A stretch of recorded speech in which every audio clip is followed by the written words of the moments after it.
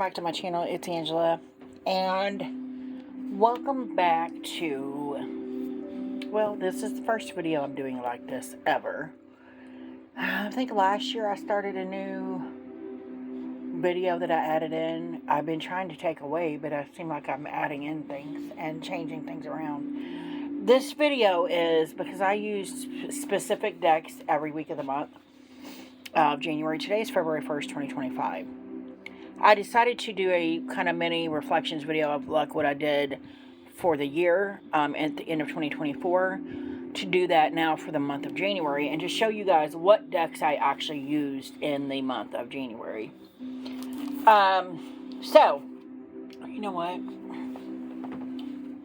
I'm crazy because I didn't even pull out the Oracle deck. So I decided to, it may not last all year, but for the month of January, I did it. Have one Oracle deck for the month.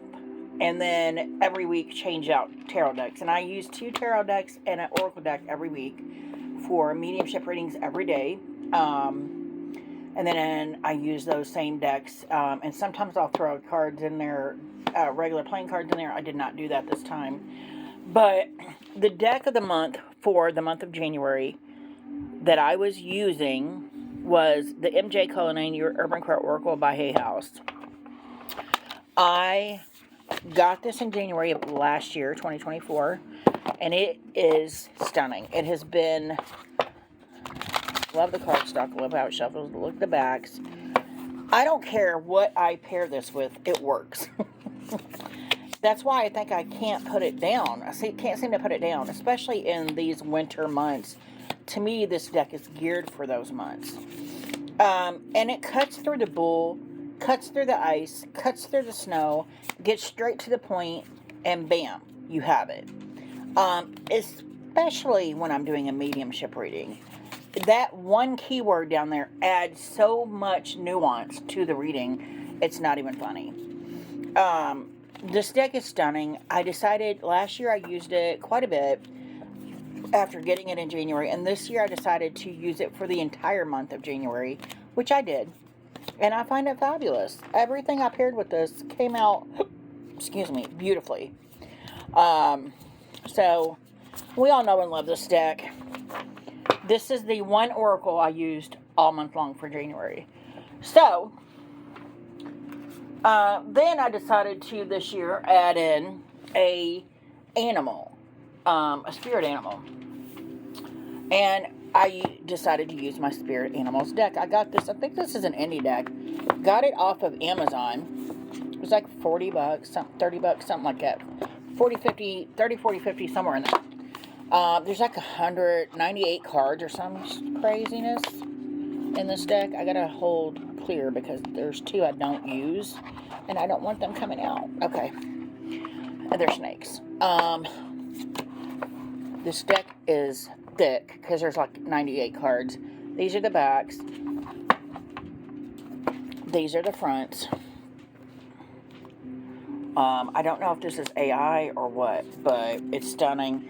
And for the purpose I use it for, looks like my kitty, just fluffier.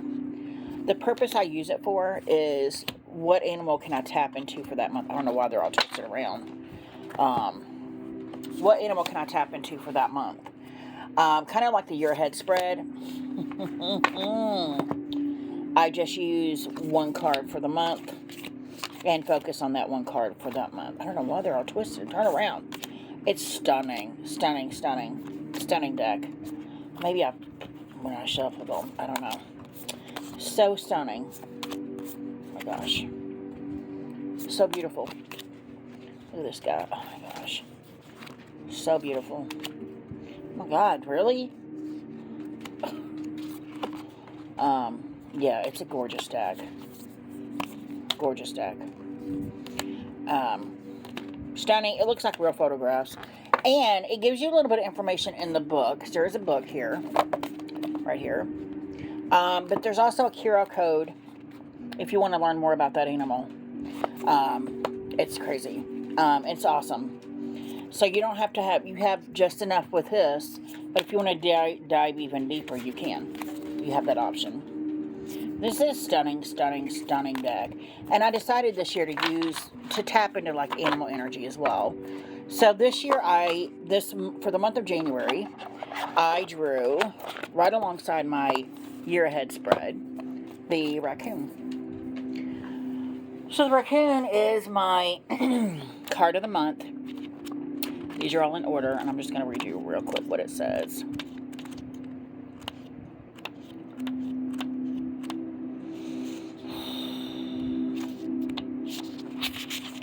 Think outside the box. With its adaptable nature and keen curiosity, the raccoon invites us to discover wisdom in the unlikeliest of sources. Its medicine encourages us to approach life's challenges with cleverness, knowing that solutions to even the most intricate puzzles can be found through our resourcefulness. So I wrote down the words that stuck out to me. So I wrote down resourcefulness, cleverness, adaptability, curiosity. And those were very much part of my month of January, which I found very fascinating. That I tapped into this. I really feel like I tapped into this raccoon energy here. But that's the deck I will be using for the rest of the year. So far, so good. So I will be using that again for February to draw for February. I decided instead of doing like a year ahead spread, I did do a year ahead spread, but instead of doing like I do with the year ahead spread and draw everything at once, I'm doing this every month. This card. So yeah. So I drew. So that is the Urban Core Oracle I used for the month of January, and then the Spirit Animals deck I decided to add in to my month. So for week 1, the 2 tarot decks I paired with the Urban Core Oracle. Oh no. I didn't get it off the shelf. I grabbed everything but that one and I said I'd get it off the shelf and I didn't do it. The Witch Sisters Tarot by Julia Jeffrey. I promised myself I would use it in the month of January because, as you know, when it came out December of 2023, I was in the hospital having a heart attack. So I didn't get to use this deck. And I think I put it off all year and I etched it in this orangey color here. It's a Llewellyn deck. Got the Llewellyn cardstock. I didn't use it all year because I think I was afraid of it because of what happened. And then I forced myself to use it in January. And it was the first week of January. I was like, I have to use it. And it was fabulous. Fabulous with the Urban Core Oracle. This deck is stunning. Stunning, stunning, stunning deck. And it's a more primal feeling with this deck than the other one she's got. It's just a more primal feeling, more feminine feeling, and it taps into that part of me that is forbidden, if you know what I mean, if that makes any sense. And it's just such a gorgeous deck. Such a gorgeous deck. Yeah, I used it, and I was not disappointed that I used it. So that was the Witch Sister Tarot. I'm going to show you side by side the decks here in a second. And I paired it with, did I grab it? A deck that I haven't used hardly ever because it's scary. It is the New Era Elements Tarot. It's by US Games, by Eleanor F. Piper. Let me tell you. This deck is dark and twisted. But pairing it with this deck, it's got the harder, the more firm US Games cardstock, which I don't know if I like, but I don't know why it's turned around. Oh, it does have oh my god, Zodiac on it. It's a dark deck. Plain and simple. It's dark. It gets some very confronting. Look at this conflict card. Or the Five of Wands. It's crazy. It gets down and dirty. It has no F's to give, this deck. It doesn't. It's like, if you didn't want confronting, don't pick me up. Because that's all I got for you, is confronting. I don't know why they're all turned around either. This is a dark deck, plain and simple. I think it is possibly more Thoth based. I don't read Thoth, so I don't know, but it does have some. I think it may just go its own way, but it has a combination of both of those things in it, I think. But let's look at this here, pairing these two together. It somehow brought light to this deck and then toned down this deck. Three of Waters and the Ten of Wealth. I don't know why, but they worked fabulous together. And I was just like blown away by how, first of all, how beautiful they are. Second of all, how well and cohesive they work together. And I was like, this is not going to work out. This deck screamed at me. I've had this deck for probably since the beginning of my tarot journey. I've barely ever used it. And it was screaming at me, you're using me this week. I don't care what you use with me, but you're using me this week.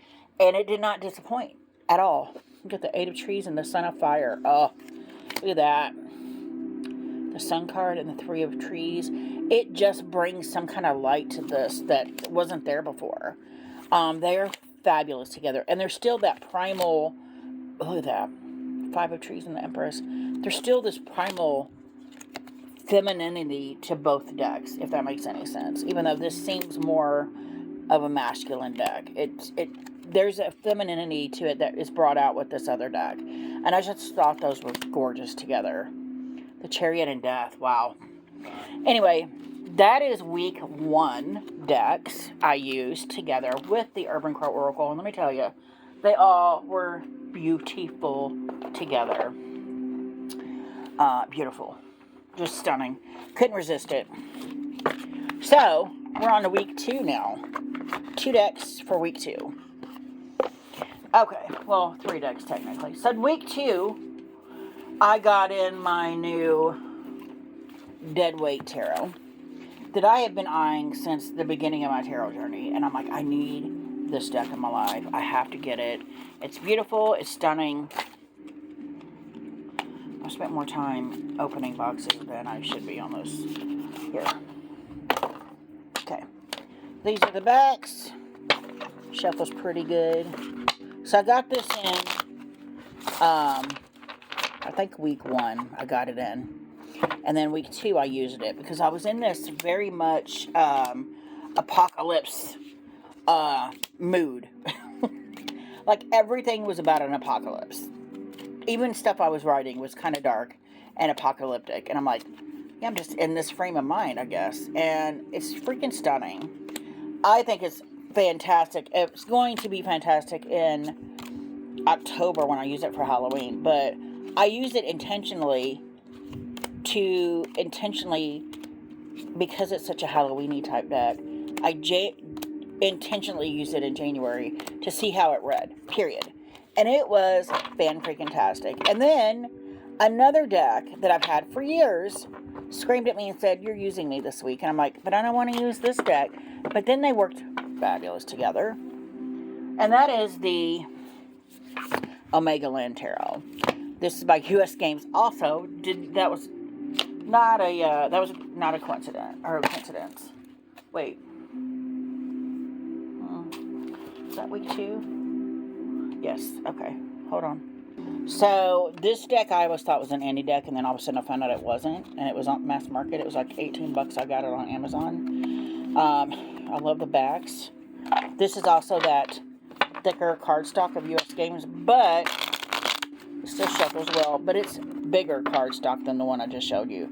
But this deck too, I've had forever, and just never used it, ever, hardly. I think it was fun, I thought it was kitschy, and I'm like, no. And I, again, week 2 rolled around, and this deck was like, pick me. And what's messed up about this deck and the New Era Elements Tarot, I haven't used these in years, and I barely use them at all. And I usually keep these decks in the back of my shelf where I can't even see them. They somehow were both right up front, and I'm like, how did that happen? So that was crazy. And so I pulled this deck out. I'm like, this ain't going to work out.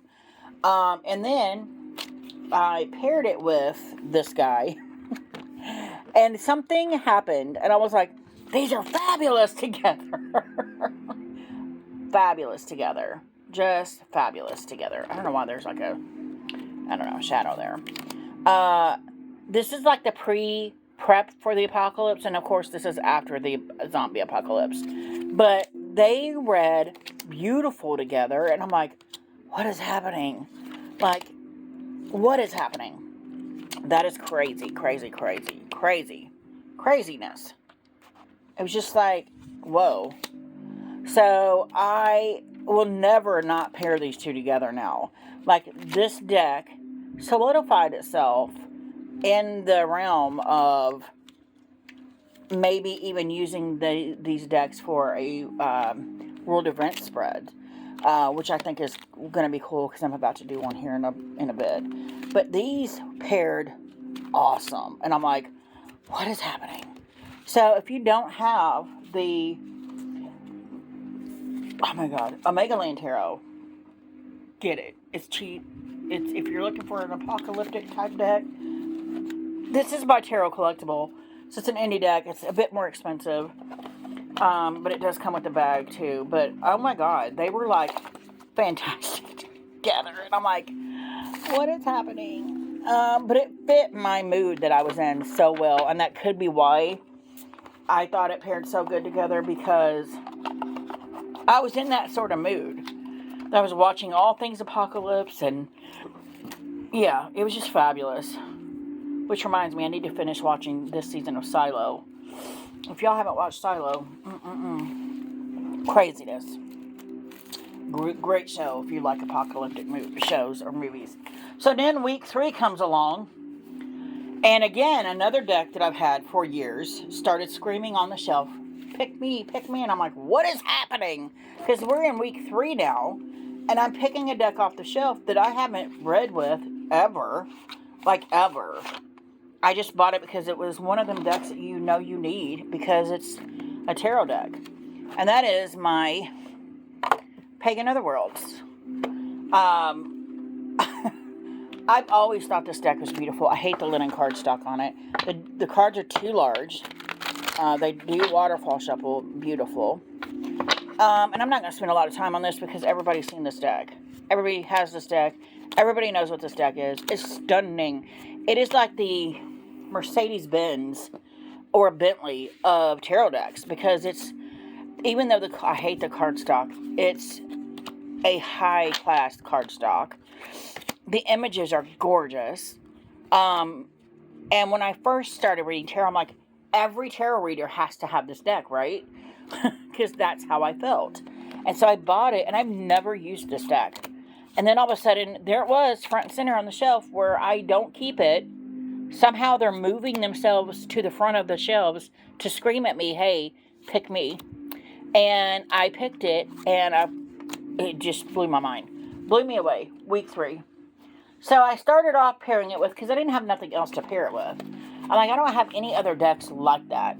So I dropped out the Old English Tarot. This was actually in the back, and I got it from the back of the shelf. This is a US Games deck. Oh, I'm about to shuffle that in. I don't like the cardstock on it, but it shuffles better than the other two did. And you know what? I just realized, week 3, US Games. This paired okay together with that. This is the same kind of deck where it's a pip deck. There's stuff in there that gives you info, just enough info, so you know what you're looking at, right? You know what the meaning of the card is. And I was like, this pairs it fabulous together. Fabulous together. And with the Pagan Otherworlds. And not fabulous, just okay. It works because I didn't have any other decks to pair the Pagan Otherworlds with. So then, Tuesday rolls around. I paired that 1 day. 2 days. 2 days. I bought a deck that I was like, oh, I forgot I haven't bought that yet. And I bought it. Also US Games. That's creepy. Whoa. The Old Style Tarot. And as soon as I set this down and did a walkthrough, Shuffle's beautiful. It's got the softer matte cardstock from them. It's about the size of the Hush Tarot, which I'm going to get the Hush Tarot out for February also. As soon as I did a walkthrough, I'm like, oh my god, this will go fantastic with the Pagan Otherworlds. And I pulled the Pagan Otherworlds out, and I, off camera, did a comparison, and it was like a match made in heaven. And I'm like, they will match so freaking good together. Oh my god. So, and it made me fall harder for this deck, knowing it's got a place and a pair, and it just was fabulous. So I'm going to show you guys real quick how they look together. Because, oh my god, they're beautiful together. Where'd she go? I call it a she, even though to me, the Pagan Otherworlds is very much a masculine deck. Let me see. Yes, they, to me, go fabulous together. Way better than the other deck did, even though that is good, a good deck to go with the Pagan Otherworlds, just because they're both alike in that they're pip decks, but they give you just enough scenery that you know what you're looking at. They're partial pip decks. But this was like, it brought more color into the Pagan Otherworlds, because I see the Pagan Otherworlds as a very wintry, dry, drab, colorless deck. And this deck lightened this up so well. I'm like, oh, they're fabulous. Fabulous together. Look at that. Where's the 3 of Hearts? Just fabulous. 3 of Pentacles and the 3 of Hearts, or 3 of Swords. I mean, they worked well together. So well. And I love them 2 pieces together. Again, another copy. I can see myself using the Old Style Tarot for other decks, but I will never not pair these together also. So that was fabulous. So that was week 3. I'm just like, oh my god, why are all these decks calling to me that I don't ever use? But I know why, because they all go fabulous. So week 4, last week, 2 decks that I've had in my collection, both indie, that I never use. One of them is like, I need it. I just got it a little bit ago. The first one is the first Kickstarter I ever did, was the 2nd edition of the 5 Cent Tarot. I wanted this deck so hard, but when I saw it, it was already out of print. I got the lavender backs and the lavender edges one. It's got a nice, what do you call it? It's a non-slippy linen. No, I'm not upside down. But this deck said, hey, pull me off the shelf and use me, please. Like, just do it. I've used this a little bit in the past, but I haven't in so long. It's just been like, what? It's a gorgeous, gorgeous deck. And this week, using it this past week, made me realize why I fell for it in the first place. First of all, I used it as a mediumship reading, and the keywords on it are freaking crazy. Crazy. I've had a bunch of stuff happen medium mystically the last month, and this deck and a couple other decks in here just blew me away with their ability to adapt to a mediumship reading. This deck you could do with any kind of reading, I think, because of the keywords on it. But with the mediumship reading, it just blew my mind hole. And I'm like, oh my god. So I paired that with the Pacific Northwest Tarot. Now, when I saw all the rage on this, I didn't want it. I'm like, oh, I don't need that deck. It's by Brendan Murnell. Both of these are indie decks. Look at this. Backs are beautiful. It's a soft matte. It's like a grayish, I call it mercury gray because my car is mercury gray. It's got like a green tint. That's what I see in this. But it's a beautiful deck, and it's an animal deck also. And I'm like, I'm all about the animals right now. Like, I need animal love. And at the time, I was also reflecting, because it was the last week of the month, I was reflecting on the raccoon, the spirit animals deck, where I'm like, oh, how did the raccoon apply to me? How did those key words that I pulled off of that apply to me? And I just needed to be in this animal state of mind, I guess. I don't know what I'm trying to say. But this deck, okay, this card here. No, it wasn't in that one. So, reminding you that I used the Urban Crow Oracle with all of these weeks of decks. This deck came off with a crow in the Urban Crow Oracle, and they were staring at each other, and I'm like, oh my god. Like, it was crazy. But all three being animal decks, I don't ever do that. But these two together, they may look aesthetically not like they go together, but the messages I was getting were fantastic. Look at that, look at that, look at that, look at that. A water bird and a water bird together. The Queen of Needles and the King of Swords. Seriously, the Queen of Needles is the Queen of Swords. So it's the King and Queen of Swords. What happened? That is crazy. It was just fabulous. And I'm just like, what? I'm going to take those off anyway and use those as the... I love this King of Swords. He's one of my favorite King of Swords anyway. I mean, it was fabulous. And I was just like, what is happening? I got exactly what I wanted in this pairing in this week. It was just fabulous. It was gentle. It wasn't too harsh. And it was beautiful. And I loved this pairing together. And yes, I will probably pair them with other things at some point, but I will never forget this pairing. It was so fabulous and so sweet, and it was just charming, and I loved it. So that is what I got for y'all. I just want to show off the decks I actually used versus the decks I bought, because the decks I buy usually are the decks I work with for the week. And I went a different route this month, and I just thought it enriched my practice to use something different than the stuff I just got in. Which, I'm not saying that's going to last forever, because I'm already thinking with 2 decks, Oracle decks I want to use in the month of February, since today is February 1st, 2025.